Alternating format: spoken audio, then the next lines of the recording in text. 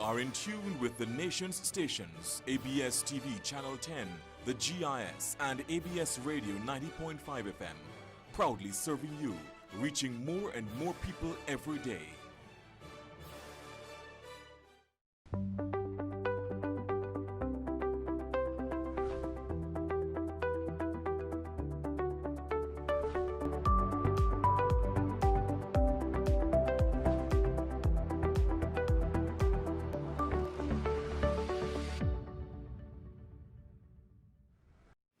Thank you so much for joining us for another edition of House Calls. A very good evening and a warm welcome wherever you're joining us around our global audience.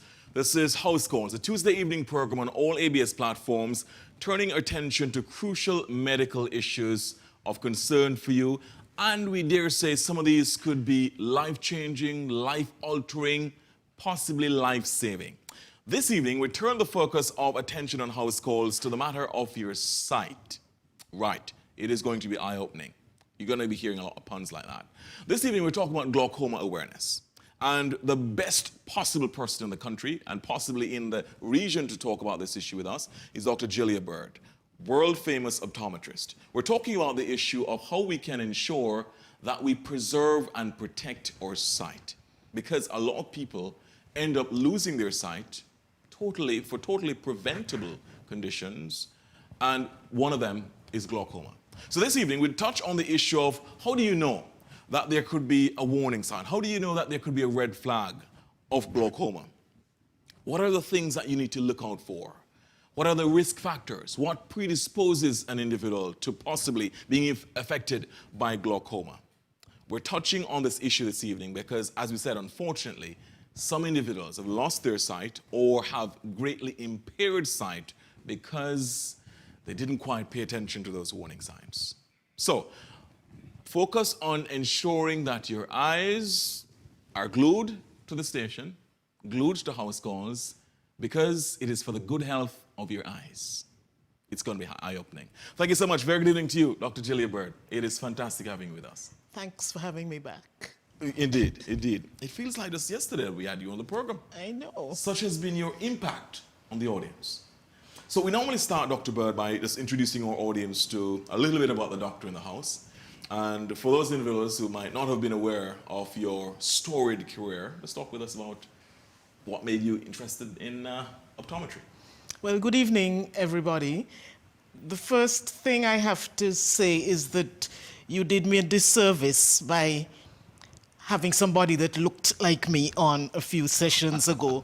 And I'd like Mrs. Brathwaite to know I've lost a few clients because people think I've moved to St. Lucia. I have not moved to St. Lucia. That's my twin. Excellent. But I've been doing this work for, it seems like, forever. And that's actually the main point of our lecture tonight, because I'm coming up disappointed that even though we've made major strides in medicine and surgery and management of the disorder, the awareness and the patient education, we're still coming up short. And therein lies the reason why people still go blind from glaucoma. So I'd like to spend most of our time today just highlighting a few things that people may not be aware of that can be going wrong with your sight without you being aware of it. The brain is very, very powerful in that regard. Indeed. And just a little bit about your interest in this area, because you could have touched on so many different areas. Your twin is into pediatrics. So, you know, why optometry? It's a long story, but I picked it from 4 other allied health disciplines because that school accepted me before 3 or 4 others. And after switching careers midstream because of a failure of the sugar industry in Antigua where I was employed, I had to hurry up and find something to do really quickly. And I said, I vowed that the first one that accepted me, you're going to do that for the rest of your life. And here I am. Absolutely. That was almost visionary. I've now spent actually half of my life, half of my years, in optometry. Extraordinary, extraordinary. And your clients, thousands of them, I'm sure, would be extraordinarily happy and pleased that you actually chose, or that he chose you. I Either hope way you so. look at it. I really do hope so. There you go, there you go. So let's talk about, Dr. Bird, glaucoma. What is glaucoma? Let's explain for us, and how does it manifest itself? Okay, if I can leave one thing with you and your audience tonight, it's that glaucoma is not one thing. Glaucoma is a group of disorders that affect the nerve in the back of the eye called the optic nerve, and the definition has changed over the years. It used to be called, when I left school in 1989, a disease of raised intraocular pressure, which is the pressure within the eyeball, that damages the nerve. But a few years ago, the definition of glaucoma had the words eye pressure removed, because many patients have the signs of glaucomatous damage to their optic nerves without measuring a raised intraocular pressure. And so we lost a lot of eyes not being aware of this, assuming that you didn't have glaucoma because your eye pressure was not so-called raised. There's a range of normal that we used to work by, from 10 millimeters of mercury. Pressure is measured in millimeters of mercury, just like your car tires. And 10 to about 20, 21 used to be considered normal. Now we almost disregard that number unless it is grossly elevated above 20 or grossly below 10, which means the eyeball might be failing and softening. And we pay more attention to the function of the optic nerve. How is it operating? And we have a variety of tests that we test your optic nerve to see how it's, regardless of what the pressure is. Extraordinary. Dr. Berta, as all our doctors have been doing, has graciously, and as she did when she came on the program before, has graciously created some slides to explain, to visually explain what she's been talking about in terms of this. So we'll be getting to those slides very shortly. So Doc, here we go, the changing definition, as you mentioned. So it's changing. It used to be called a disease of eye pressure. It's now, it's a family of diseases with progressive retinal ganglion cells are the nerve cells in the retina. And you get a cupping of the optic disc. And I brought a little model with me tonight that looks like a hairpiece. We'll get the camera to zone in on it. Right. We're going to be zooming in on that in a short while. This is the best representation I have found to describe in public what an optic nerve looks like. Yes. I have to credit my colleague, Dr. Maritza Quintero, for showing me a model of this, because this is really what your optic nerve looks like. When we measure you, we only measure the surface here called the cup, and the optic nerve fibers extend into your brain. Now, I want to show the cameraman to show the blonde fibers. Yes. Because that is a great description of what happens when the nerve fibers are dying from a variety of reasons. One of them is intraocular pressure, yes, but not always. And the blonde ones, there are 1 million fibers in each optic nerve. So this is one of the things I want to bring home today, why we don't notice we have glaucoma.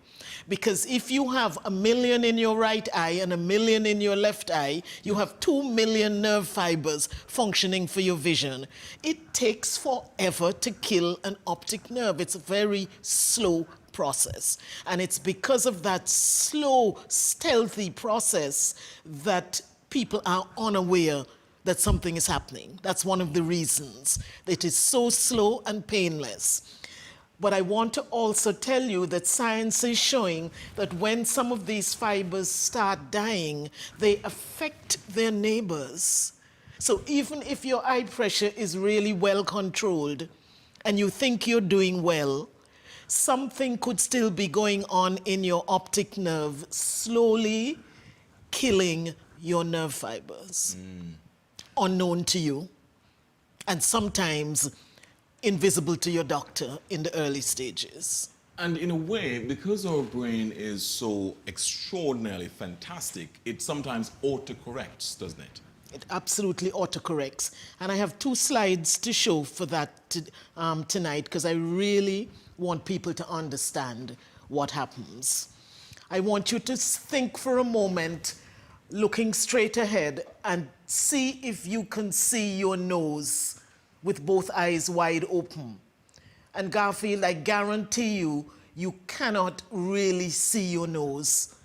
Try it until you cover one eye and force yourself to see your nose.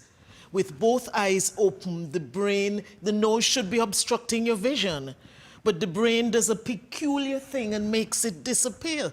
Think about it, cameramen. You can't see your nostril until you cover one eye and look to the side. That's your brain that does that. Autocorrecting. Autocorrecting. And so the brain smears out black spots. And if we can just quickly scroll through the slides, it may not be the next one in order, but I want to show you, if you go through some more slides, and we can always come back to the stats. Yes. Because I want to show you this. There you go. The traditional description of glaucoma loss is it's almost tunnel vision. There was a study done that forced people to choose pictures of what they actually see in advanced glaucoma. Nobody chose the picture on my left with the black tunnel and the black splotch in the middle. The brain autocorrects that black smudge in the middle of your vision and just leaves it as a blank spot that the 2 eyes work together to fill back in. So even if the picture on the right shows half a man, your brain is going to make that be a whole man walking towards you. And herein lies the crux of the matter, why people present with such advanced vision loss, and they are amazed when you show them. This is a visual field test, right, where we check your peripheral vision. And this is fairly advanced glaucoma here. One eye here and the other eye here. This person has 20/20 vision because you only really need a little spot in the center to see. You're totally unaware of your peripheral vision loss until it is really, really advanced. And this is the reason that glaucoma is the problem that it is. We have all the medicine. We have the surgical techniques. We have the expertise. What we do not have is the knowledge and awareness. You've covered so much there, Doc. Let's go back and unpack it a little bit. So glaucoma, generally, you've explained to us what it is not and what it is. In other words, how it has changed, the definition has changed. So if we could give, perhaps, just to go back for our audience who might have missed what was said earlier, for those just joining us, if we could put it in a nutshell, what is it? Is it a loss of our peripheral vision, or so that our peripheral vision gets increasingly narrow? What really is it? Glaucoma is a group or family of diseases with progressive damage to the nerve in the eye, and it selectively takes out the nerve fibers that function for your side vision first. I don't know why. You will lose some central vision, but the brain forces you to ignore those spots in the center. Yeah. So you don't notice loss of your peripheral vision until it is well advanced. Until you hit a table in the house, or God forbid you hit another car. So people that come in to me with advanced vision loss have had about 3 accidents, 3 fender benders, 3 near misses, or maybe 5, but they only report 3 because they don't want to lose that license. Yes. And are still not aware why they're hitting cars or why they're stumping their toe It's inexplicable to them. It's They just can't inexplicable to figure it them out. because the brain makes you ignore it. The brain is extremely powerful, and this is an unfortunate, I guess, side effect of the power of our brain. But we need to know this so that we can understand that you have to have eye checks to know if you have glaucoma. You cannot wait until you notice something. Because by then, when you notice it, it's gone. It's most times too late. It's too late. We're going to come to that issue later on in the program about what are the warning signs, at what point is it reversible, at what point is it repairable, and what point is it irreparable. So we're going to come to that in a short while. Before we go to our next break, Doc, let's come back to this issue about the prevalence of glaucoma. How significant a challenge is it here in this country, in the region, worldwide? Okay. As I said, there's several kinds. The most common kind is the most common kind here, it happens to be, which is called open-angle glaucoma. The word angle refers to the drainage angle. And just like, you know, you have a 90-degree angle and a 45-degree angle in geometry, angle means angle anywhere. And so the angle in the eye is a portion of the eye that drains fluid. It so happens that in some cases it is narrow, and in some cases it is wide. We happen in the Caribbean and most African countries to have the most prevalent kind is open angle, the type that the angle is open. Unfortunately for us, that's the most painless type, and so the most invisible type. Yes. Because people that have closed angle glaucoma can have closed angle attacks and they have pain. And you know pain takes you to the doctor very quickly. It should. But open angle glaucoma has no symptoms, no signs, no symptoms. There's no tearing, there's no redness of eyes, no watering, no loss of your vision. And let's face it, no loss of vision, no pain. As the young men said to me when I suggest they get an eye test, but nothing do my eye. Test for what? And they swear they have 20/20. And they do, most of them. I showed you a picture of advanced field loss that still carries 20/20 vision. And so that'll take you to your point about how dangerous screenings are. If we only check vision on a chart in a public screening, you're going to miss more than half of the glaucoma in that room. So we're going to talk about, critically, Dr. Bird, the importance of how screening is done. Yeah. Because there are some screenings which are effective and some which are not. That's right. We're going to come back to that. We're going to get to that. You're tuned with House Calls. It is a Tuesday evening program. We're only at the tip of the iceberg. So just a tip, or just pretty much a sneak peek of what you can expect in the rest of the program. Glaucoma awareness. It's pretty much the thief of sight because it slowly, insidiously, surreptitiously robs you of your sight before you even know it. And by the time you go and check with Dr. Bird, unfortunately, it's too late. So we're going to help you in this program to ensure that it is not too late for you. You do the screening properly, and you look out for those warning signs. When we come back on House Calls, much more as Dr. Jillia Bird, optometrist, presents to us on glaucoma awareness. Please stick around.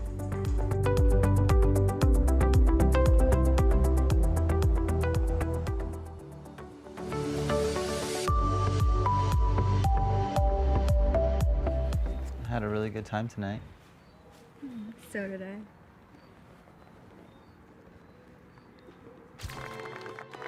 Life moves fast. Be prepared with Sagicor. Learn more at sagicor.com. Antigua Barbuda today, APUA gives an update on water provision. National Office of Disaster Services reminds us about Thursday's tsunami drill. The Medical Benefits Scheme gives us an important update. We hear from the Prices and Consumer Affairs Division, and we have special live music. From 6 to 9 a.m., every weekday morning, it's all here.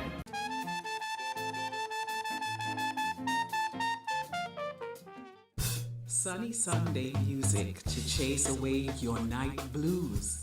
Neo soul mixed with a whole lot of jazz. Fine art. Join me every Sunday evening from 6 to 10 p.m. and let's paint music in the night air. Press the refresh button for a new week It's Natalie Clark White. That's me, Nat C. ABS 90.5 FM. The art in soul and all that jazz.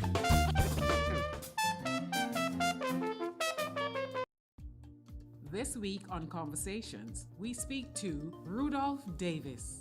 The headmaster came with his big strap and started coming up the line beating. When he reached me, Join me, Natalie Clark White, for Antigua and Barbuda's prominent people stories and be inspired.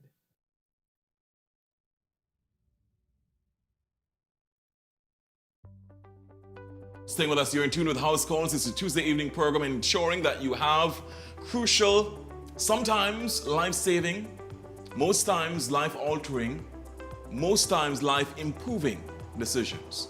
And information that will make sure that you're able to make those decisions. This evening, we're talking about your eye health. This is for the good health of your eyes, preserving your sight. Talking about glaucoma awareness. And with us is optometrist Dr. Jillia Bird, explaining for us why this is oftentimes unnoticed in terms of the degradation of sight and how it is that we can ensure that we are picking up on those warning signs. So, Doc, the prevalence of it, Yeah. You mentioned open-angle glaucoma is the one that is most prevalent here. Most common. How common? I mean, what was percentage? What percentile of the population we're looking at?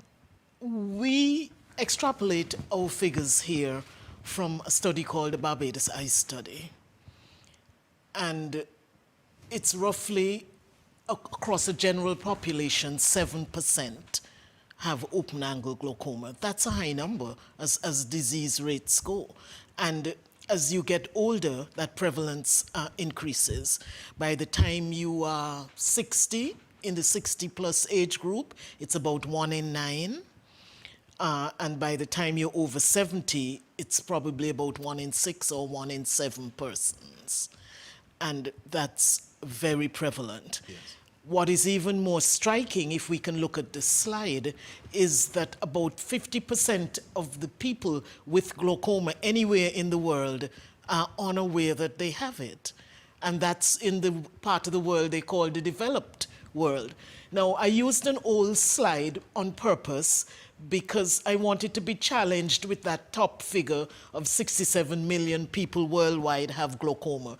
That's an estimate from about 2010, and I put that there on purpose. Yes. Because we can never pin down a figure for a real number if 50% of the people that have glaucoma don't know they have it. Absolutely. Because we don't know they have it either. And in the underdeveloped world, which we are placed in, which Africa, Asia, Caribbean, it's estimated to be as high as 95% of persons with glaucoma are unaware that they have it. 95% unaware. Unaware that they have it. So, you know, we love to toss about the word pandemic. We're in the midst of another pandemic right now, but we're ignoring this pandemic. And a lot of people ask me, so what's the big deal? What does Barbados have to do with us? And I'll show you on the next 2 slides, well, quite a lot. First of all, just very briefly, they also looked at the Barbados Eye Study, how many people were blind and from what causes. And OAG is open-angle glaucoma. About a third of all blindness in Barbados is attributed to open-angle glaucoma. Cataract is about 28%. People that have cataract plus open-angle glaucoma, another small, other conditions cause blindness. So we have diabetes, we have brain tumors, we have trauma, car accidents. But that slide shows you that glaucoma is king. Open-angle glaucoma is king in the blindness world. And why this is so unfortunate and leaves me so disappointed as I reach to the end of my career is that most of it is avoidable. Absolutely. Garfield, it's avoidable. It's called preventable blindness. Frightening. You know, as you talk about king there, I'm reminded of the saying that in the land of the blind, the one-eyed man is king. And talk about eyes and so on. It's important to understand what to look out for to ensure that you don't fall into that category. Yes. We're going to get to those matters in a very short while. But those figures are frightening. That yes. Open angle glaucoma, again. Yes. That and cataract account for around about 33%. Yes. So a third. A third of all blindness is open angle glaucoma. Wow. That's a lot. Is it related to cataract? Does it have any sort of relation to cataract? 'Cause No, I see them both can coexist, you know, and both are more prevalent as you get older. But I said, you know, I answered the question, the challenge again. So what does that have to do with Antigua? Well, if I show you the next slide, in terms of ethnicity, our population makeup is very, very close to what Barbados is. Our origin was West Africa, and Antigua has about 91% black, and other races make up the rest. Barbados has 92.4%, my last estimates, black. And so the population makeup is almost identical compared to countries like Trinidad and Guyana that have more Indo and Chinese, etc. mixed in. Yes. So that's what the Barbados Eye Study has to do with Antigua. We can extrapolate those numbers because the ethnicity is just so very close. So I left a lot of glaucoma in Barbados and came to Antigua, and I found a lot of glaucoma here. And I can show you the next slide with something else that, what does Barbados have to do with us? This was the Barbados Eye Study, a little room in the Lady Mead Polyclinic that's called Sir Winston Scott now. And that's how I looked in 1989. I cut my teeth on glaucoma. That was my first job out of school. That's me, so yes. That's you in all those pictures? I had big hair, black hair.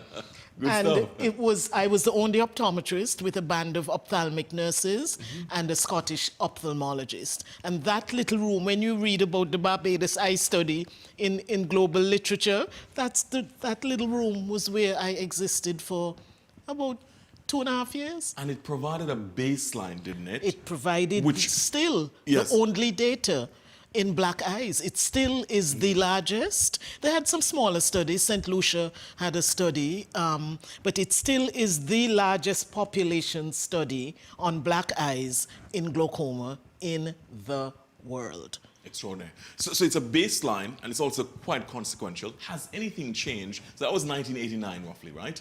So fast forward over 30 years, has anything changed significantly? Disappointingly, not much in terms of blindness.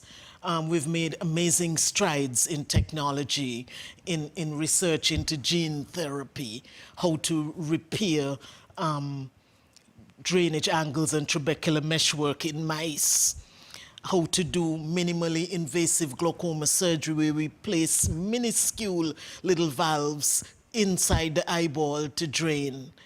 But the crux of our Awareness Week and why we have to repeat it annually is that despite amazing strides, knowledge and awareness remain low. And I am racking my brains. I have to say thanks to ABS for helping me in this regard and the other media houses, because we have to, until we turn that around, nothing would have changed. Nothing has changed in terms of the blindness in 30 years. We're going to be, this is frightening.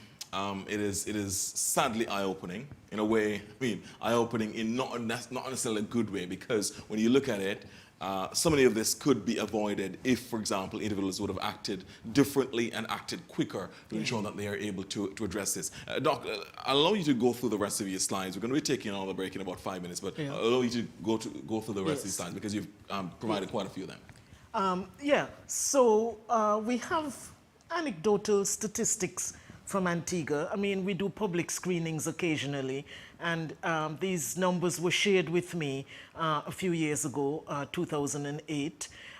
In one screening, we saw about 86 people, and out of that, we had 3 already had glaucoma, we knew, and 4 were confirmed, so that 7 glaucoma patients out of 86. That gives you very close to the Barbados Eye Study amount of 7%, which it's a bit higher. Now, remember, these are not sorted by age, so this is just the population amount. Later that month, we saw 47 in a smaller screening. A number is missing from the slide, I apologize, but those mathematicians at home can do the math very quickly and see that 2 known glaucomas, to get 6.4% of that small population, the new confirmed was probably 1. So that would be 3 out of 47, giving you 6 point something percent. Now, even more anecdotal, because these are not proper statistics, from my office database, I just extracted this for tonight, that out of 26,976 patients in my database, and some are still missing because we haven't entered everybody, I have 2,106 known glaucomas. And when you do the math, that comes very close to the Barbados Eye Study number of 7% prevalence in a population. And the thing I have to tell you about glaucoma suspects is that most of them convert to glaucoma eventually. What is a glaucoma suspect? A glaucoma suspect is a patient that doesn't pass our very rigid parameters for size of the optic nerve, cupping, eye pressure, peripheral vision, family history, which we're going to come on to now. And so you fail one of those in a very strict battery that we use. And so we can't quite grade you as glaucoma. Officially, but you're a suspect, so we have to watch you carefully. And this is one of our failures. We're not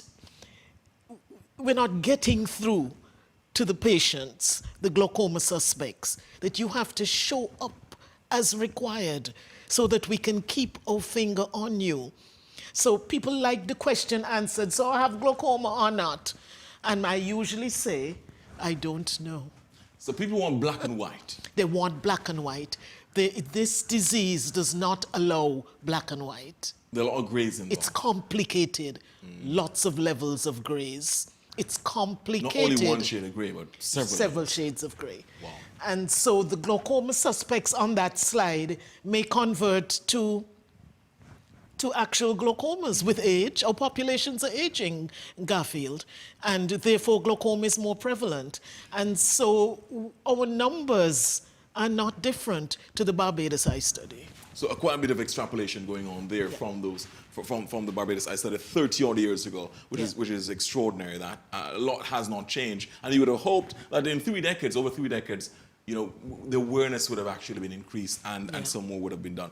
A quick thing before we continue with the slides: ages. What are the age that we're looking at? So, for example, somebody looking on, a parent looking on, and might be wondering and might be concerned. What of my child, for example? What are the risks and the chances of my child, for example, developing glaucoma? Well, glaucoma exists in every age group.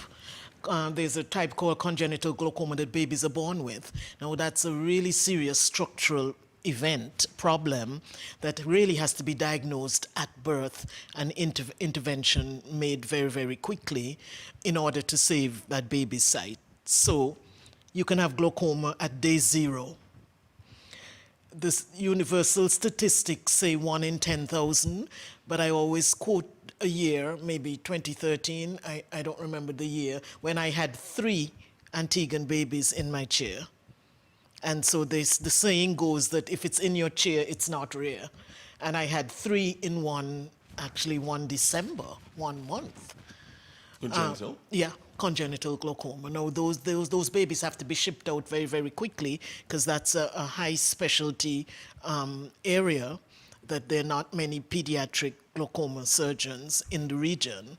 And so you have to get out very quickly to intervene very, very quickly. I'm happy to say that one of those babies who is now 3 or 4, is coming to speak with me at the Medical Benefits lecture on Friday. And so people, if you'd like to see one of our success stories, I consider it a success story. Absolutely. Even though he's going to be challenged for the rest of his life to use drops, etc. Register for the Medical Benefits webinar. We can show you a lot more than we can show you on TV. Believe your eyes. Believe your eyes. Believe your eyes. Indeed. We're going to get back to the slides in a short while. we're going to be talking about the risk factors now. Yes. The risk factors, what predisposes an individual, for example, to developing glaucoma, and how, if you, for example, score high up in that risk factor category, what can you do to lower your risk? Yes. In other words, are there any sort of diet that you need to do? What are some of the things that you need to avoid?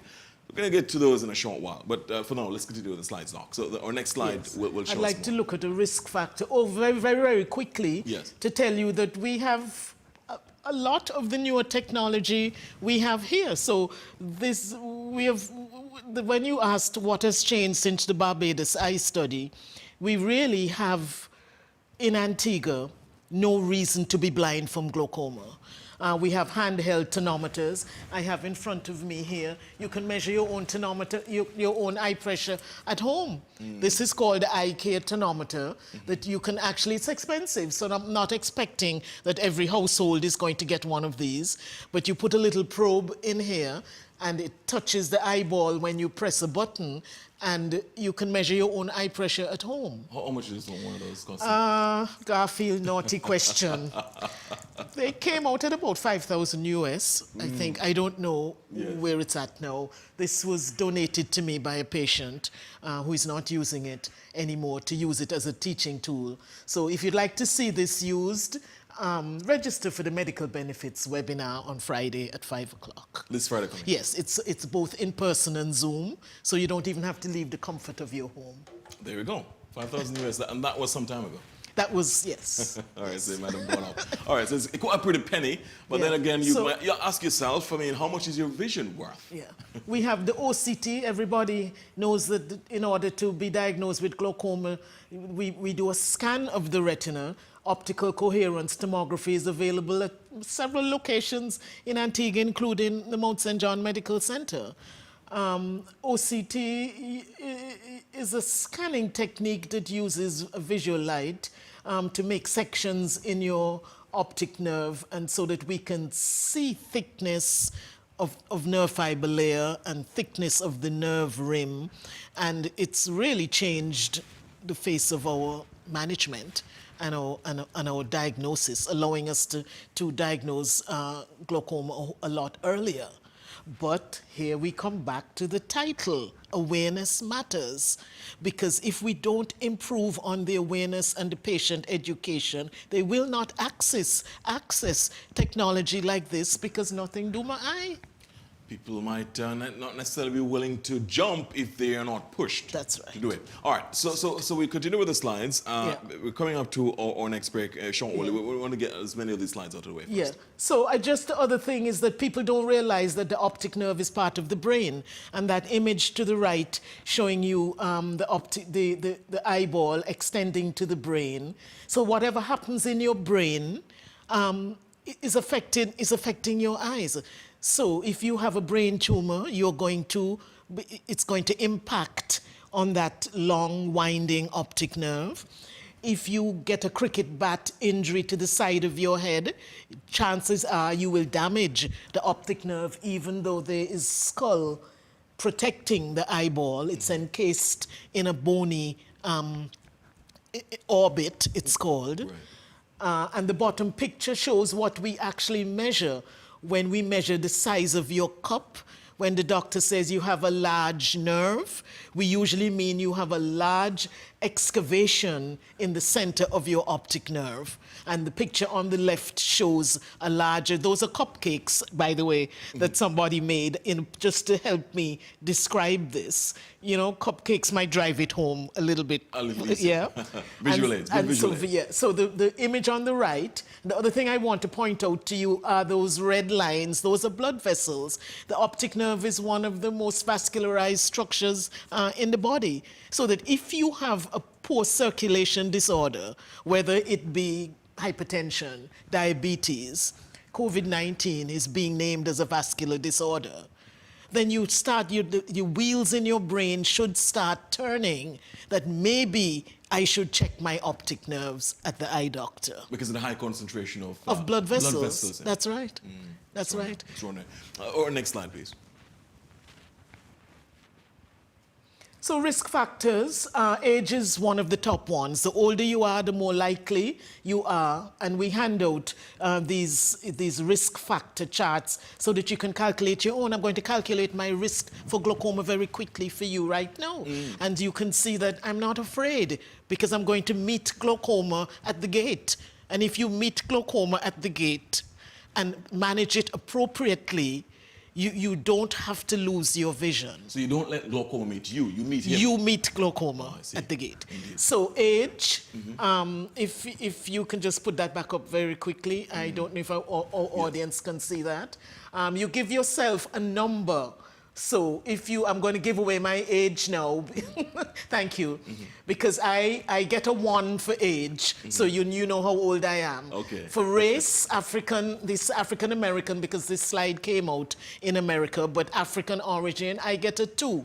So that's 2 and 1, 3. Family history of glaucoma, I have to say I get a 1 for that because I had a parent with glaucoma. So that's 2 and 1, 3 and 1, 4. Last complete exam within the last 2 years, yes, I have. I haven't had one this year, I have to admit, but this year has just started. So I have about, what did I get there, 4 or 5? 4? 4, yeah. Okay, 4. but I'm going to tell you why I have to add. I also suffer from hypertension. It's not on this chart. So if you have one of the vascular disorders, you have to add something for that. If you have sleep apnea, which is poor breathing when you sleep, you have to add another risk factor for that. If you've had an injury to your eyes or you have to use steroid medication for asthma, you have to add to that risk factor chart because steroids predispose you to raised intraocular pressure. So you know the little prednisone tablets. You have to take them to keep you alive, to keep your breathing going. And then COVID-19, it's one of the medications that you use. And so you can calculate how at risk you are. I have a high risk. My risk is high, 4 or greater. Do I look worried? I'm going to meet glaucoma at the gate because I'm going to check regularly to see what my eye pressure is and what my peripheral vision is doing and intervene quickly. Nobody needs to be blind from glaucoma. You just need to diagnose it early and have it managed properly. You're saying, Doc, and coming back to what we mentioned earlier, one of our earliest slides, which is frightening, 50% of people generally in the world who have glaucoma do not know. That figure rises to 95% in the developing world. That is where Antigua and Barbuda and the rest of the Caribbean lie. That's right. Asia, South America, etc., the global South. 95% in the developing world do not know they have it. Yeah. 1 in 11 over 50, 1 in 9 over 60, 1 in 7 over 70. Yeah. Does that mean that individuals who are under 50 should be saying, well, you know, we're safe, we're generally good? What would be your advice to individuals under 50? When I left school in 1989, the advice was by the age of 40, you should be starting to check your eyes. I have diagnosed 5-year-olds with glaucoma, 15-year-olds with glaucoma, 10-year-olds with glaucoma, 20-year-olds with glaucoma.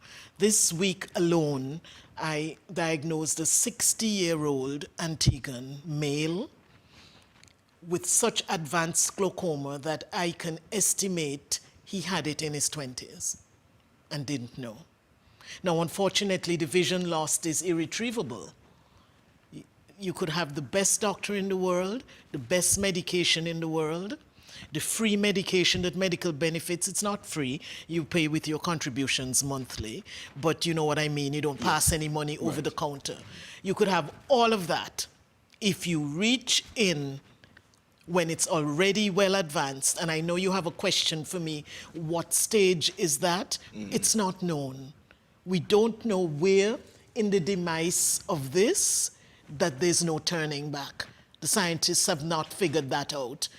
We have not figured out whether about 50% loss of these fibers will let you continue to lose it. I do know that I've witnessed in my practice, an optic nerve with a pressure that's extremely well controlled continue to lose function. So there are a lot of other factors involved, hormonal, vascular, hidden, unknown, that will continue to let you lose these nerve fibers. You must get in the door with minimal loss and be properly managed for the rest of your life. Otherwise, you're going to keep losing Otherwise, you the keep fibers losing. in the optic nerve. That's right. Meaning that that's the nerve that gets the signal from your eyes, what you see, to the brain for your brain to be able to figure out what you're actually seeing. Yes. Otherwise, if there's no signal, if that connection is cut or lost or impeded or impaired, then you have a challenge. We're going to take our next break now. When we come back, Dr. Bird will continue to give us this extraordinary information about protecting and preserving your sight.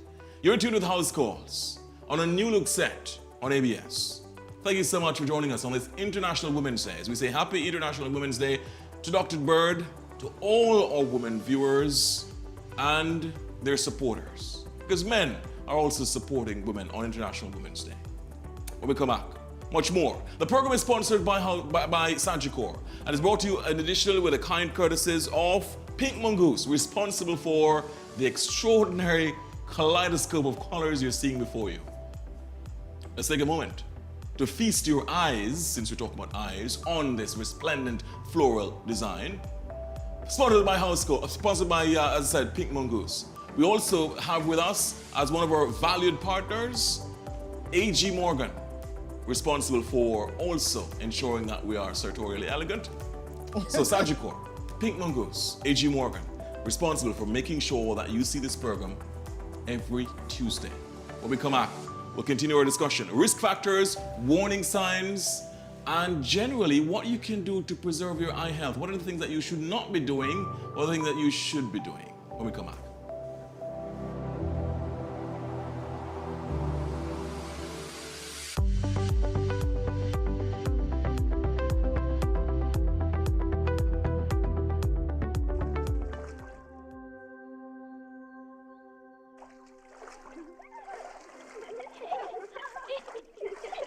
Life moves fast. Be prepared with Sagicor. Learn more at sagicor.com. This week on Conversations, we speak to Rudolph Davis. The headmaster came with his big strap and started coming up the line beating. When he reached me, Join me, Natalie Clark White, for Antigua and Barbuda's prominent people stories and be inspired. Antigua Barbuda today, APUA gives an update on water provision. National Office of Disaster Services reminds us about Thursday's tsunami drill. The Medical Benefits Scheme gives us an important update. We hear from the Prices and Consumer Affairs Division, and we have special live music. From 6 to 9 a.m., every weekday morning, it's all here. Let's get social. We're ready to connect with you. Find us on Facebook. Do you tweet? We do. Send us a tweet. Connect with us on Instagram. Keep up to date with news and more at www.abstvradio.com.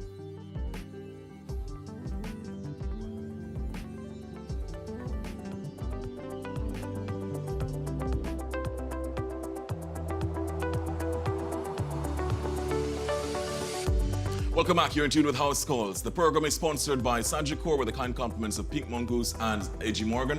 We're discussing glaucoma awareness, what you need to know to preserve and protect your eyes. This program is dedicated to your eye health, ensuring that nobody should really, from henceforth, be blind because of glaucoma. Because once you're armed with the information, to be forewarned is to be forearmed. Once you have the information, you can act accordingly. And the screening, the warning signs, we're going to get to that shortly. In fact, when we'll wrap this segment up in terms of the slides, and then we'll start to take calls around about 5 minutes past 9. So I know that the calls have already started to come in, but we'll ask you to hold your questions and your comments. We'll start to take them shortly after 9 o'clock. Dr. Jillia Bird, by the way, is our guest, optometrist extraordinaire, who has spent roughly 40 years in this business. You saw her, a younger Dr. Jillia Bird. There we go. Barbados Eye Study, 1989. Wanted a close-up shot of you. But unfortunately, we don't have one. All right, never mind. Resplendent work, fascinating work. And Dr. Bird, you would have seen the number of people she would have seen over the years. Over 20,000 people, roughly. Yeah, and my database is not complete because I still have to add, I don't throw away charts, and we're still working diligently to build because we need numbers to convince our population that this is serious. Numbers don't lie. Yeah, numbers don't lie. There we go. All right, so we have more slides now for us to go through, and especially these will touch on the warning signs. We have some risk factors that people are unaware of. So AJ Morgan has to make sure that your tie is not too tight. Because if you wear a tight tie all day, the vessels in your neck, the pressure increases in the blood vessels in your neck, and it directly affects the pressure in your eyeball. No, it's not a huge effect, but it's something you need to be aware of. Blowing an instrument, I have to help the youth orchestra with annual screening because sustained blowing of wind instruments raises your eye pressure momentarily. And when you are practicing for a symphony presentation, you're not blowing momentarily. You have hours and hours of practice. So we have to train the young people how to rest. So anything that weightlifting, anything that you exert that effort, yoga that's supposed to be beneficial for you, some of the downward positions, like the downward dog, we had to create a modified downward dog. Everybody knows the downward dog position is the most common yoga position. You should not be holding that position for minutes and minutes and minutes at a time.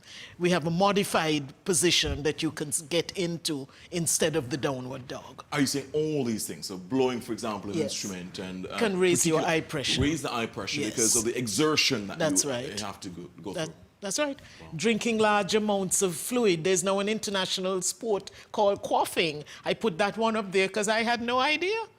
If you drink large quantities of fluid in a short space of time, you raise the pressure in the eye. We actually use this in a diagnostic test in the office called the water test that everybody hates. You have to drink a certain amount of water in a short space of time as we attempt to find what we call the peak pressure. That's one of our problems. When you sit in my chair and I measure an eye pressure sitting upright, that's a fleeting snapshot of Garfield Burford.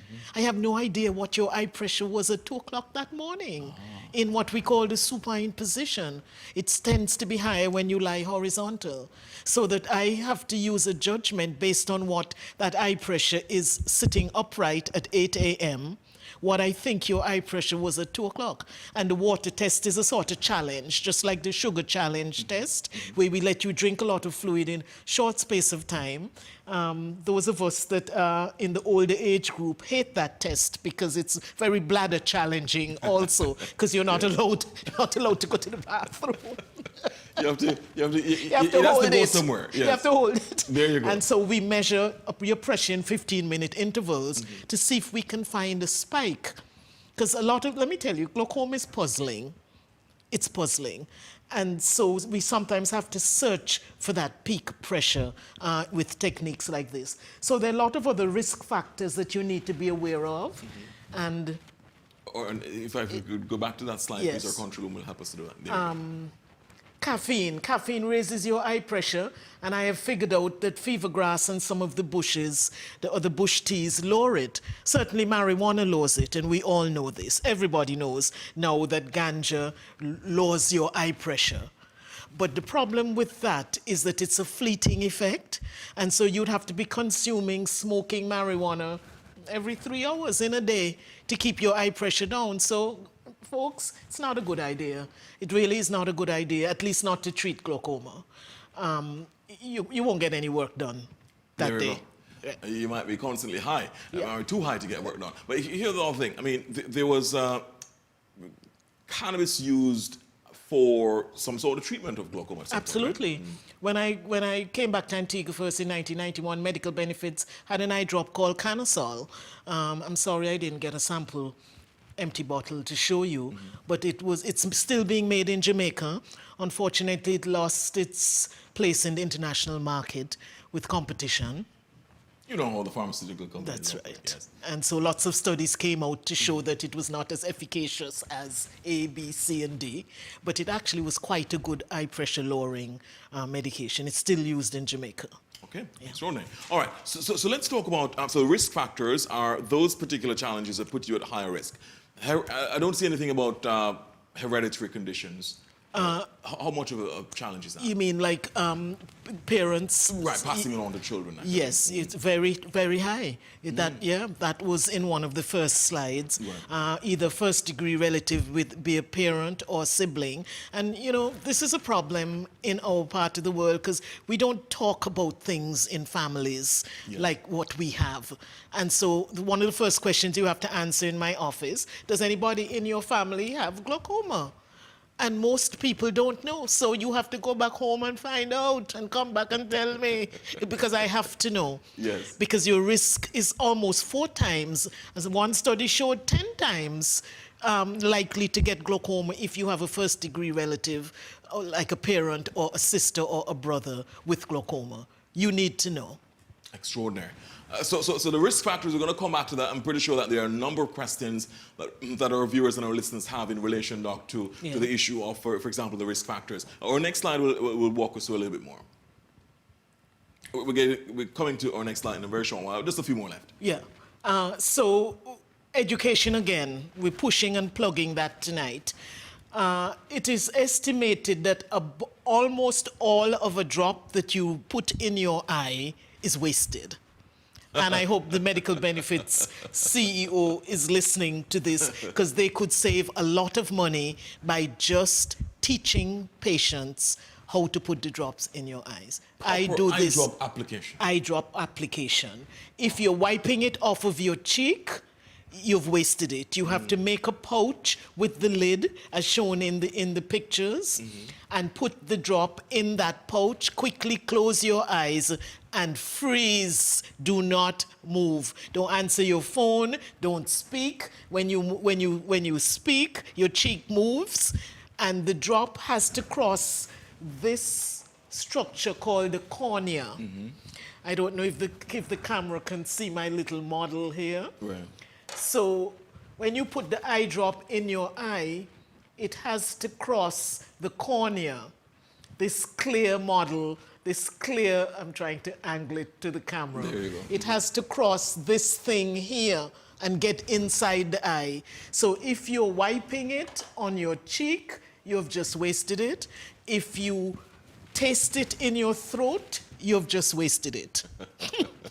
So most people waste their eye drops. 95% of every eye drop does not reach the receptor that it was meant to reach, which means we only need a little bit to fix your glaucoma.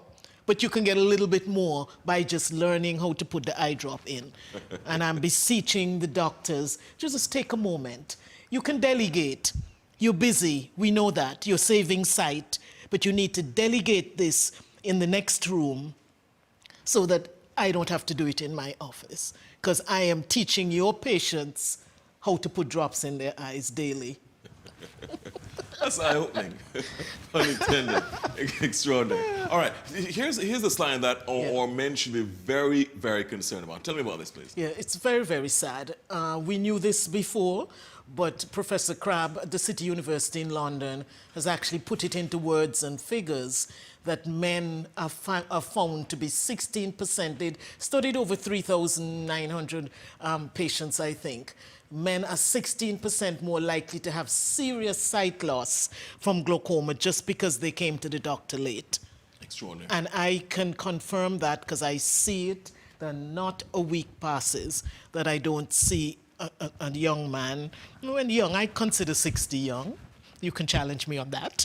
Life expectancy has gone up, so certainly our perception of Yeah. what is younger and so on has certainly But changed. the pandemic has thrown that into really stark relief. Wow. Unfortunately, with the closure of clinics and appointments delayed and things like that. Some very, very sad cases wandering in now with advanced vision loss because they delayed coming to the doctor. We've touched on this several times in several different programs. Men who wait to go to get medical advice, medical treatment, medical information, because they say, well, it's a little bit, it's not congruous with a man's image of, machismo and being tough and strong to go and seek medical advice because somehow that makes me seem weak. It is absolutely not weak. It is prudent to go and seek advice early. Sensible. There you go. Sensible. Sight is precious. And we have tried. Nobody can say that I have not tried. I have been everywhere. Such as church. This is a rum shop. And this is a particularly sad picture for me because the young man I'm testing eye pressure on, this is 7:30 or 8 in the morning. And I was really impressed and I said, how come you're here so early? You really wanted your eye pressure checked? And the gentleman at the side said, he's not here so early, he slept here last night. And so we have to try harder. Absolutely. With our men. Where the people are. Right. And so the men are not coming to you, you have to go to them. You have to go to them. And I do. And I'll show you the last slide there. You have to start younger. The Boy Scouts are the first official member of my glaucoma support group. And I'm trying to honor them this year during the medical benefits webinar because nobody pushes me more than these young men to have the celebrations every year. What day is the march? Dr. Bird, when is the march? When is the march? And I feel if we can reach this population, then we would have solved a lot of this issue. Hopefully, it'll gain traction and they will stay connected. Doc, ask you to just hold a second, please. I know that we might have about 1 or 2 slides left. Yes. But let's go to our call because our callers are really wanting to participate. Certainly. Let's go first to this caller. Good evening. Thank you so much for joining us on House Calls. Go ahead, please. Hello, good evening. A caller, good evening to you. Hi, good evening. Good evening. Thank you so much for joining us. Yes. Dr. Byrne, my mother's 89 years of age. We didn't know she had glaucoma until about last year. The doctor called us and told us that she's blind in one of the eye because she has the glaucoma. They wanted to operate on that eye. But how can you operate on a blind eye? How much you can see if you operate on that blind eye? My next question is, you talk about the nose. I didn't close my eyes. I opened my eyes and I looked down on my nose and I couldn't see my nose. And when I close one eye, I'm seeing my nose very, very plain. Why? That's all my question. Thank you. Thanks for the call. Really appreciate it. Yes, the brain removes the obstacle of your nose when the 2 eyes are open. I think you have to train yourself to override that brain thing. Because I tried it at home, and if you look long enough, you can start to see your nose. So that's the power of your brain, Miss. And so I want you to extrapolate that to other areas of your vision and understand that you cannot always be aware of spots and missing things in your vision. In terms of your relative needing surgery on a blind eye, I would have to have some more details, but I think sometimes pain control is important. Even though that eye is blind, they may have had to operate to release some of the pressure so that to keep pain down. Or maybe you were misinformed about which eye they were going to operate on. Maybe it was the other eye to save the vision. So you have to ask some more questions. You really do have to ask questions on the spot of the doctor. All right, Doc, thanks so much for that response. 4622996, 4622996 is the number to call for questions, clarifications, comments. And certainly Dr. Bird has been absolutely powerful in terms of her presentation this evening. We have to ensure that we're going to get to the warning signs, Doc, the things to look out for, which might be a challenge. And let's be clear that some of those warning signs may not be there because it may not be giving us warning signs unless we keep checking. Plus, the issue of screening. What kind of screening works? What doesn't work? Let's take a Facebook question and then we come back to our telephone line. Good evening. So please raise a red flag for overweight men and women with large necks who snore at night and go and check for glaucoma urgently. Is there a red flag for that? Thank you, Sister Bird. That's my twin, making yes, sure she's pulling me back to the topic. Yes, indeed. Stay on topic. She warned me as I was driving in here. Very, very important. Sleep apnea is a very misunderstood risk factor for glaucoma. If you're not breathing properly at night, your oxygen is not perfusing, you're not getting perfusion, we call it, to your optic nerve. And a lot of the patients that have what we call low tension glaucoma, because we can't find a spike in their pressures, may actually have sleep apnea damaging the optic nerve. And the characteristic picture of sleep apnea, not always, but most common, is an overweight male, Caucasian more than black, but I have referred many, with a very thick neck. And so the tissues in the neck sag when you're sleeping, and oxygen does not get not just to your eye, but to your brain. And so I have referred many. We do sleep tests in Antigua now. And so nobody should have there should be no excuse to be having your optic nerve damaged by sleep apnea. So if you snore sufficiently to disturb your partners, if you are overweight or more than overweight and considered obese, even in children, you ought to be checked for sleep disorders. Excellent. Sleep obstruction, it's called. Wow, that's extraordinary. Thank you so much, Dr. Bird, Dr. Bird's twin, for raising that as well. Let's go back to the telephone lines. Good evening. Thank you so much for joining us on House Calls. Go ahead, please. Yeah, that's my call. Yes, you're on. Yes, you're on. Good evening. Go ahead, please. Good night, Doc. Good night. Am I on? Yes, you're I'm on the hearing air. you. Go ahead, please. All right. I wonder if something is wrong with me because I can see my nose with my two eyes open. I wonder if something is going wrong with me. Call. No, something is very right with you, maybe. Or maybe you have what we call a British nose. Maybe you have a prominent nose. Do you have a prominent nose? Is it more pointed than mine? If you'd like to make a call. I think he might have left. He lost, I think yes. we lost the caller. Yeah, but I'm pretty sure he's listening although. It's quite possible. I was trying to train myself today to see my nose with my two eyes wide open. And so, there you go. Feather in your cap. So you're saying nothing is wrong with the gentleman? No, something is right with the gentleman. Very good. So you can rest assured, my brother. So this is another intervention from Facebook. So when we do to get our eyes checked for glasses, is there anything the optometrist can pick up to determine whether you have glaucoma, or there needs to be a check directly for the disease? So when you go to get our eyes checked for glasses, is at that point that you check, or do you need to check specifically for glaucoma?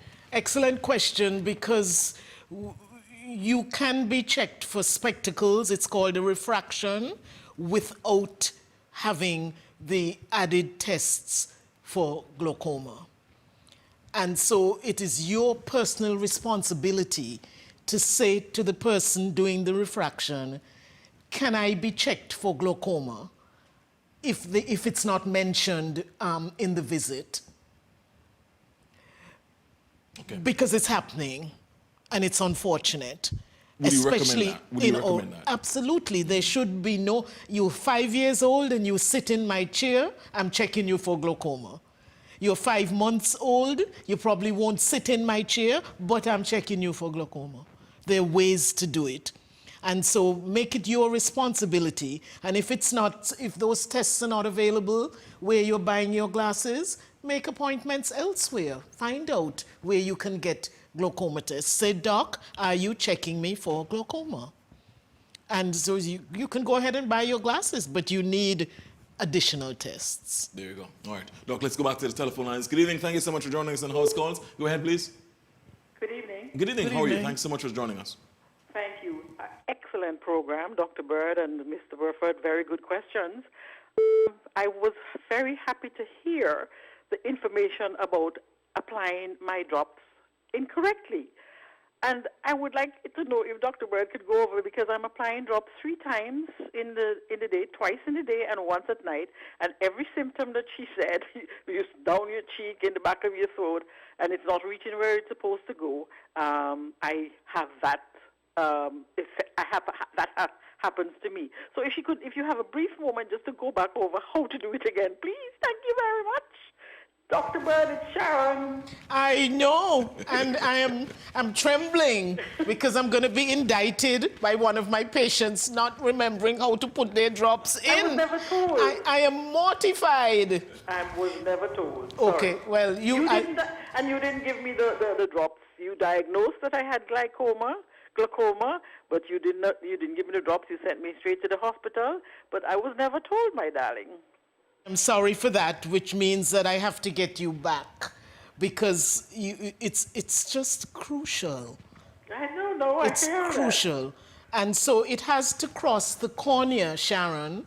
And the cornea is, remember those osmotic membranes in chemistry and physics where you can get sugar to cross a membrane? The eye drop has to go inside your eye. That's where it acts. It's not going to wash the outside of the eyeball like teardrops and allergy drops. It needs to go inside. And so if you're tasting it, it's going into your urine. You're wasting it. Because I'm so happy to hear this, because when the Cubans came here, they looked at my eye, a man just pulled on my eyelid, said, you have glaucoma, and he told me, if you apply the drops, you will never go blind, because I cried immediately. You will never go blind. And I came and you told me the same thing. But tonight you revealed something to me that I was never told. So thank you very much. Thank you very much for this program, Mr. Burford, and continue to do the good work, both of you. So much. Thank you So much. Really appreciate it. So for the caller, we're going to go back, before we wrap the program, we're going to go back over the eye drop application again, because if 95% of eye drops are being wasted, really, that's not a good thing at all. So we're going to go back over this again. We still have, while we're getting some more calls coming in, we still have to go through the warning signs to look out for glaucoma when there are signs. Yeah. Because it's important to know that there are sometimes no signs. Yeah. So just very quickly in terms of what to look out for. All right. With open-angle glaucoma, there is nothing to look out for. It is what we call a silent thief of sight. There's no watering. There's no pain. Any pain you have in your eyes may be a foreign body, a speck of dust, or sinus inflammation around your eye. So glaucoma does not hurt. Open-angle glaucoma does not hurt. If you're having a closed-angle attack where the angle structure is narrowing and the pressure increases, that's quite painful. But remember, that is not a common cause of glaucoma in Antigua. So I'm asking you not to look for warning signs. Present for what I call a well exam. How often? No. We used to say 40. I say there should be no child entering school without an eye examination. And so school entry is early now, 4, 5. That should be your first glaucoma check. And how often after that? And how often after that? I would say in your school years, once a year. When you get into the early teens, the late teens, 20s, and you've been checked, you can afford to disappear for a couple of years. But by 38, 39, 40, black eyes need to be tested annually. Okay. Annually. All right, let's go back to the calls, Doc. Good evening. Thank you so much for joining us on House Calls. Go ahead, please. Hello, good evening. Caller, we're with you. Good evening. Thank you so much for calling. Good evening. Good evening. Am I on? Yes, you're on. Yes, please. Yes, I would just like to say thanks to Dr. Bird, who first diagnosed me with cataract in my eye, my left eye, and sent me all the way to Barbados. Thank you, Dr. Bird. You're welcome. Yes, and thank you, Mr. Burfer, for a wonderful program. Really appreciate it. I have a question for you, Dr. Bird. Visine, the use of Visine, how dangerous or good it is. Because, when you put Visine in the eye, in a few minutes, the redness is gone. And the eye is clear. Now, how good is that to be used, or how dangerous it is to be used? Thank you. Good question, and I'm glad you had a successful outcome. Visine. Visine has in a vasoconstrictor. It's an eye whitener and multi-million-dollar business. The problem is when you constrict blood vessels on the surface of the eye repeatedly for months and weeks, you can get what's called a rebound effect, which you can often get a redder eye from Visine than a whiter eye. So that's number one. Number two is vasoconstrictor. When you constrict blood vessels, you raise the pressure in your blood. And even though it's a minuscule amount of the vasoconstrictor agent, people with hypertension should not be overdoing Visine and Nafcon A and those other eye drops. Once a while is okay. You should try to find out why your eyes are red. Maybe it's the fan at night, disturbing mold and dust in your house, or drying out your eye. A lot of us sleep with our eyes open. We call it keeping watch. I find that daily in patients. Yeah. And they're amazed that I know they sleep with their eyes open because the signs are on the eyeball as soon as you look. And so try to do, instead of your Visine, try to get a lubricant instead, a lubricating eye drop. There are many on the market, and use that instead of Visine. Maybe coming on Mr. Burford's show, you want your eyes to look white, you put a little drop of Visine. Doc, you're something else. I tell you, this has been absolutely fantastic. Dr. Bird is really eye-opening this evening. Let's go back to the telephone lines. We'll come back to Facebook in a short while. Let's take a call first. Good evening, caller. Thank you so much for joining us on House Calls. Go ahead, please. Hi, question. If you have sinus, can it cause glaucoma because I have sinus? Okay. All right, thank you for the call. Thanks. A young caller there. Yeah, Thank you. No, sinus causes pain, sinusitis, which is an inflammation of the area around your eye. Sinus means space in bone. Sinus is Latin. You have a sinus in your leg bone. And so the space in the orbital cavity gets filled up with fluid or phlegm, we call it sometimes, and it exerts a pressure on the eyeball, and that's why your eyes hurt when you have sinusitis. But it cannot directly cause glaucoma, no. Okay, all right, there we go. Let's go. Thank you so much for the caller calling. Let's go back to Facebook now. This is from Valma Richardson. What about heredity? I inherited from my grandparents on both sides. Very important, Valma, that unfortunately in the older age groups, we didn't have the testing available that we have now. So a lot of grandparents died not knowing they had glaucoma. And so you're actually privileged that you know your grandparents and the hereditary nature of glaucoma so that you could catch it for yourself. We have to have these conversations. They need to be breakfast conversations. Is anybody in my family blind? Did anybody blind from what? People know grandmothers died blind, but they have no idea what they were blind from. This needs to change because hereditary is high up on the age, on the risk factors, Valma. So speak to your siblings, even your cousins. Speak to them and tell them, remind them that your grandparents had glaucoma and that they need to be tested. Excellent. Thank you so much, Doc, for that. Let's go back to the telephone lines. Good evening. Thank you so much for joining us on House Calls. Hello, good evening. Hi, good evening. Yes, ma'am. Go ahead, please. You're on. Yes, I'm calling about the snoring. I wonder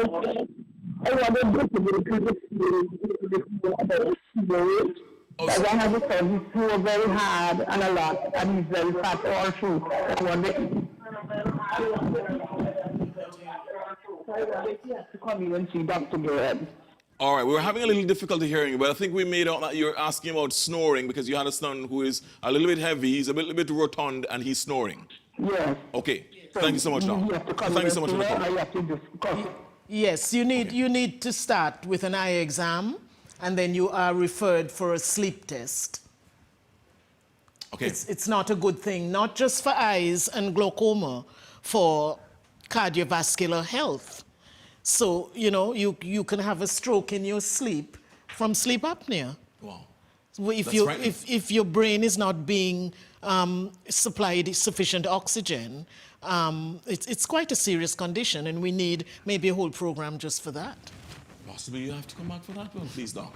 Dr. Jillia, talking about sleep apnea. We're getting to Facebook. Let's take this question quickly on Facebook, and then we'll go back to the telephone lines. Are there any eye drops which help to keep a person from being blind? Is surgery the best treatment for open-angle glaucoma? There are many, many eye drops that keep a person from being blind, and medical benefits came on board way back with glaucoma as one of the covered diseases. From the onset, I think glaucoma was one of the covered diseases. So once you pay your contributions monthly, your medication is free if you're diagnosed with glaucoma. Surgery is being looked at as a preferable treatment now, several types of surgery, laser as well as conventional surgery, because of compliance. And that's one of the things I forgot to mention, forgive me. Adherence to the regimen is one of the failures for blindness rates in glaucoma.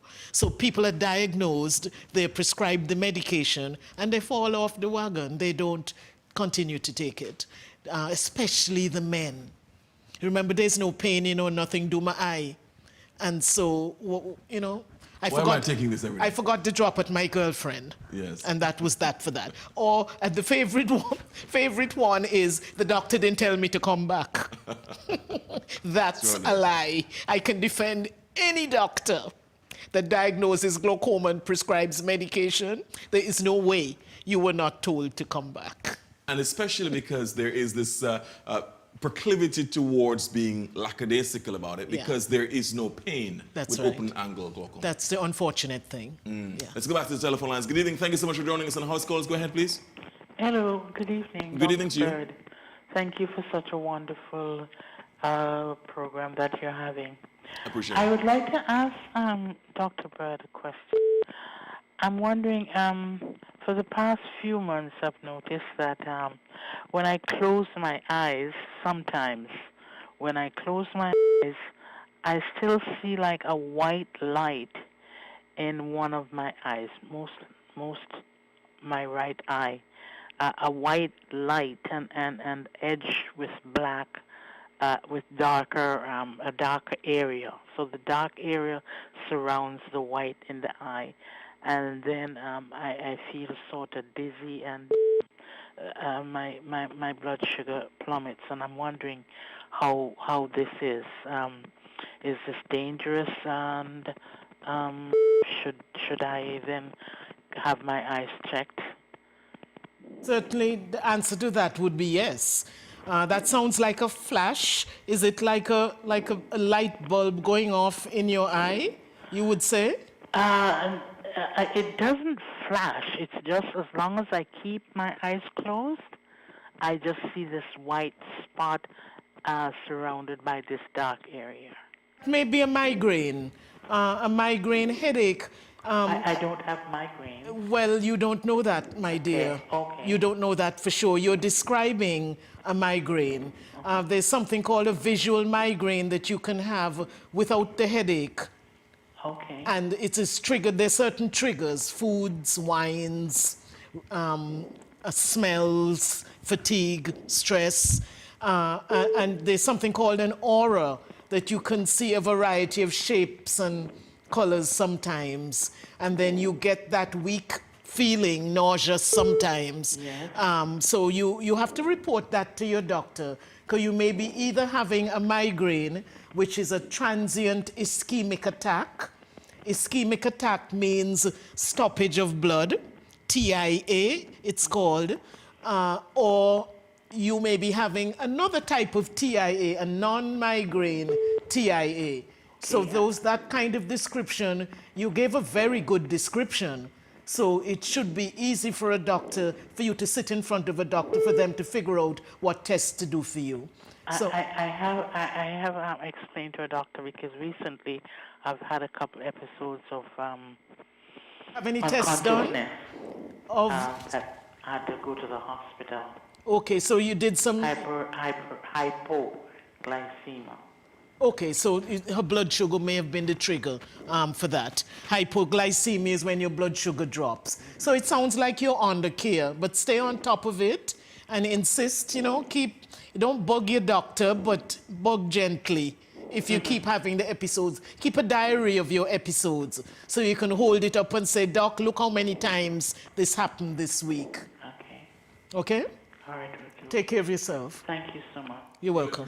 Thanks for the call. And Doc, you were extremely gracious in terms of helping our callers tonight. Really appreciate it. We're going back to Facebook for this question. Philmina Davis is asking, where can I register? Presumably this is for the webinar. Yes, for the webinar. You can call the medical benefits number. I don't have it in my head, but it's on the advertisement that ABS runs periodically. It's on Friday at 5 o'clock. You can register to attend via Zoom from the comfort of your home or in person, but you need to call the number on their website or on their Facebook page to register. All right, excellent. Let's go back to the telephone lines. Doc, good evening. Thank you so much for joining us on House Calls. Go ahead, please. Hello, good evening. You're on. Hello, good night. Good night. Yeah, I have a question to ask. My left eye, I can see kind of dark. Sometimes I see little blurry. And I went to a doctor a time ago, and he told me you need to put an injection in my eye, but I get kind of like a scare, so I went back. Is that cause glaucoma? Didn't hear what the doctor said. You need to say that again? The doctor said that you need to put an injection in my eye. Oh, an injection in your eye. Did the doctor say for what? No, you just tell me for you just need to put an injection in my eye. Are you diabetic? No, I have a little trait of sickle cell. Sorry? I have a little trait of sickle cell. That's a biggie. That's a biggie. You're going to have to get some more advice about the injection because the injection will treat side effects of sickle cell retinopathy, which include hemorrhaging and bleeding. And so you need some comfort. Somebody needs to explain to you that the injection is not going to hurt excessively, and it will help you clear a hemorrhage that is blurring your vision. That's what it sounds like to me. So don't be afraid. The alternative is worse. So try and go back to the doctor and ask for a little bit of comfort and a little bit of explanation, and try and follow their advice. All right, thanks a lot. Really appreciate it. It's good to hear men calling as well because we've been talking about the fact that men are 16% more likely than women to develop glaucoma because of the late presentation. I'm really happy of how many men are listening tonight. Indeed. Let's go back, and there we go. This is a frightening statistic because it should really, really jolt our men into the consciousness of understanding why it's important to check. All right, here's a question on Facebook. Again, greetings. Is irisology a medical practice? If so, how does it work? And can a doctor look at a patient's eye and determine what organ of the patient's body is malfunctioning or deteriorating? So I think they mean that's a little typo. They mean iridology. Iridology, yes, indeed. And I'm going to let you into a little secret that I haven't shared with many people. I am a third-level trained iridologist. Iridology is the practice of studying patterns in the iris, which this is the iris here, the colored part of your eye. And iridologists believe that you can assess a lot of the health of the eye just from patterns of the iris.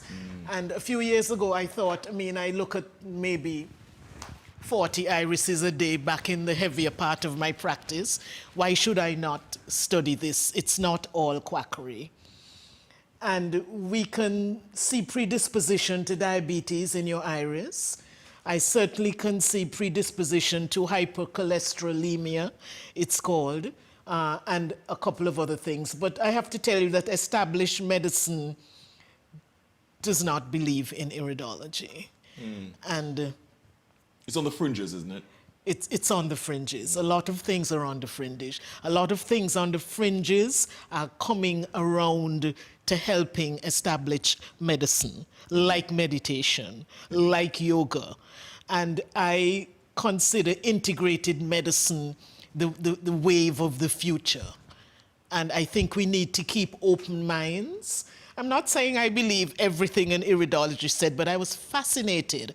And I actually lectured at an iridology conference after I qualified with the first 2 levels. I was invited to lecture on the eye, on the medical aspects of the eye in one of the states in the US.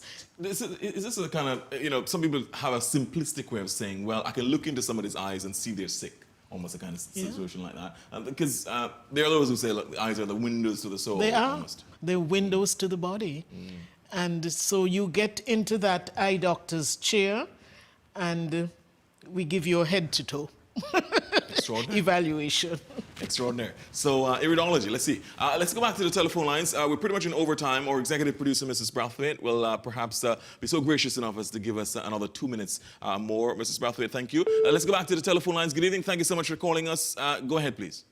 Hello, good evening. Good evening to you. Very good program. Thank you. This question is for the doctor. My mother died at age 84, and the doctor said she was diagnosed with glaucoma in her glaucoma. But then, just before my mother died, my mother could thread a needle without glasses. How can that be, Doc? Common, very, very common. It's called second sight.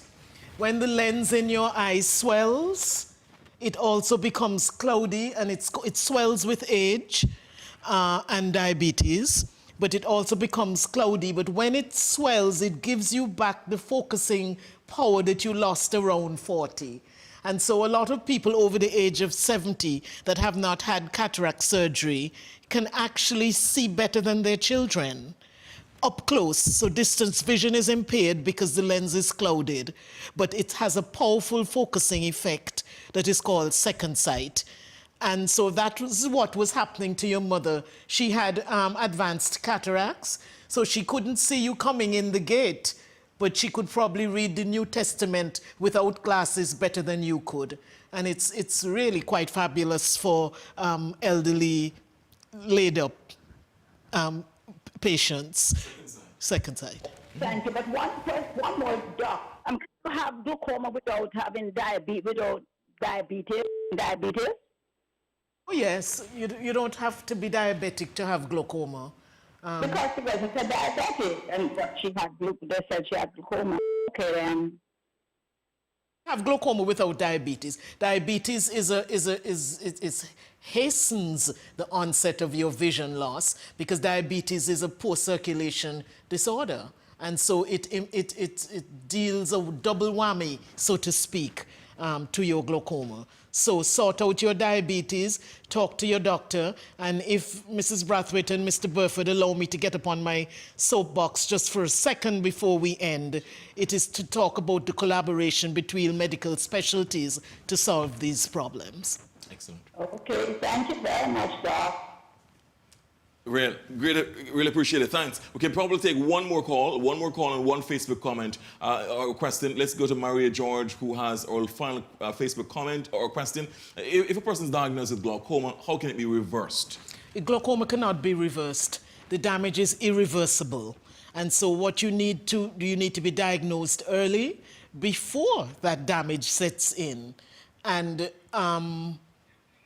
you can live a very productive life with glaucoma without going blind.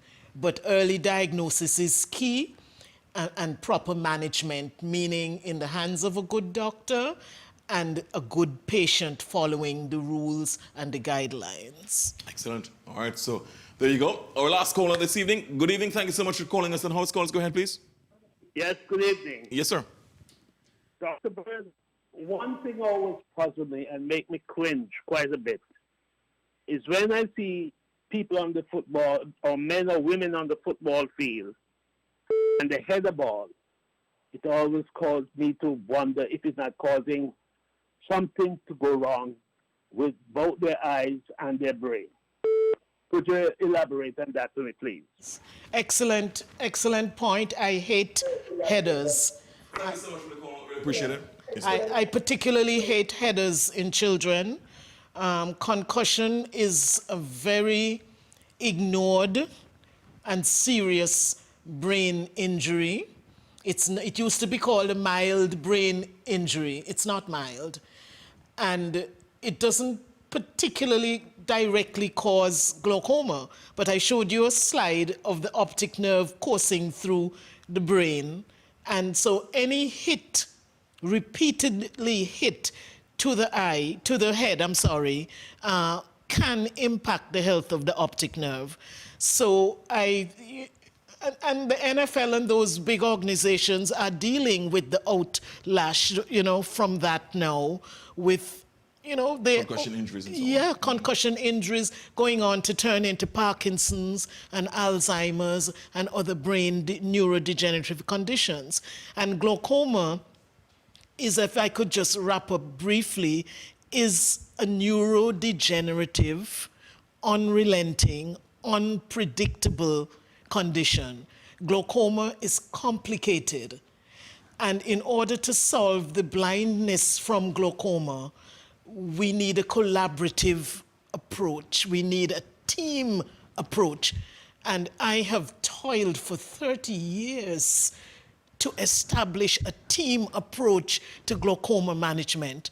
And I'm going to use this opportunity to appeal to medical practitioners, physicians. Glaucoma is not my problem.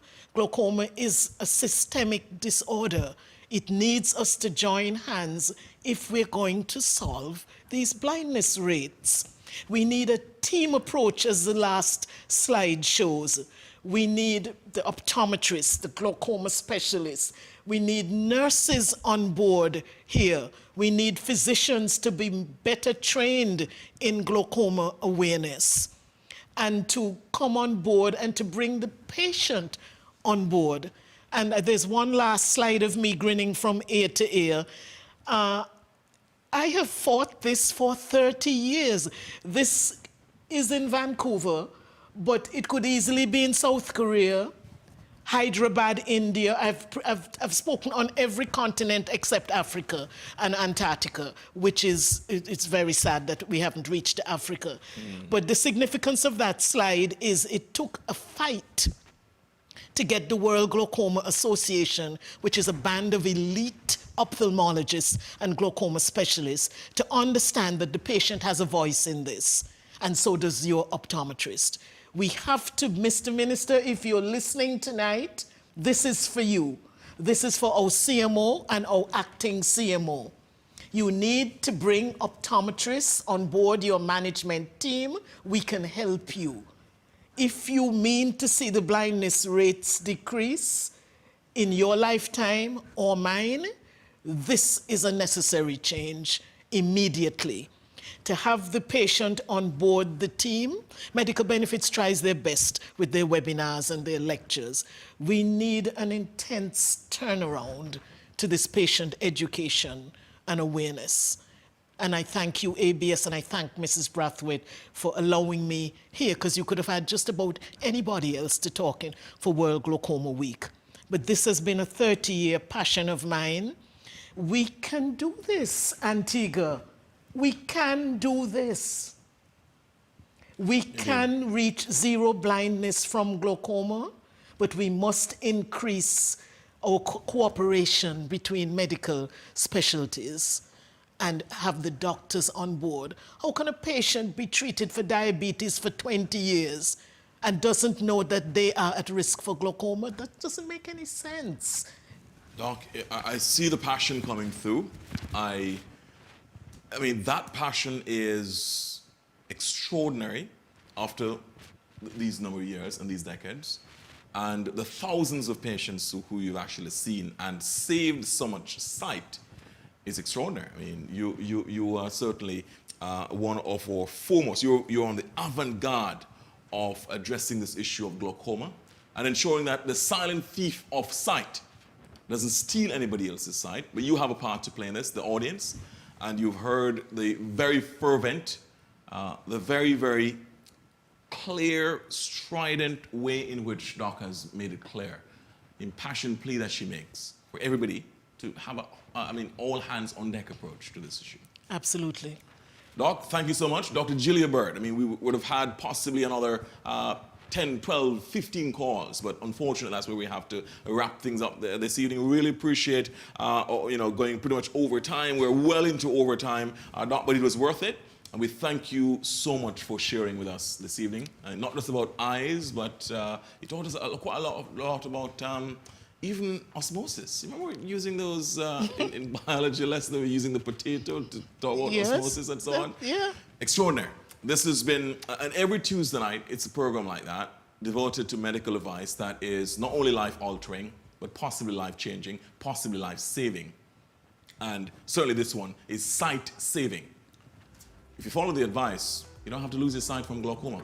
All right, next week, we shift our focus from the eyes to two bean-shaped organs in just below the rib cage that are crucial to your health as well. Take a look.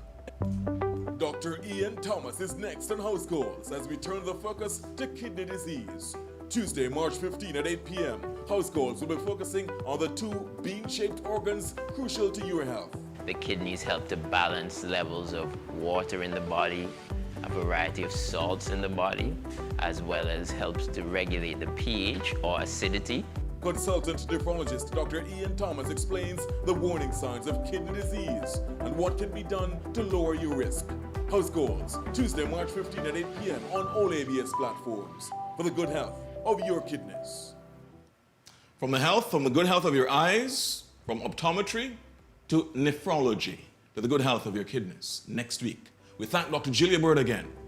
No words. Thank you. Can really say how much we're grateful for your Thank you. being here and for being on call, for being the doctor in the house. Thank you. We thank our executive producer, Ernie Brathwaite. We thank the entire team here at ABS for bringing this program to you. And we do invite you to join us next week. We thank, of course, our sponsor, Sagicor, which has been extraordinary in ensuring that this program is brought to you. We thank the entity responsible for this magnificent, opalescent, resplendent floral arrangement, which is Pink Mongoose. And we thank, of course, A.G. Morgan for ensuring that we're sartorially elegant. See you next week on House Calls. Goodbye.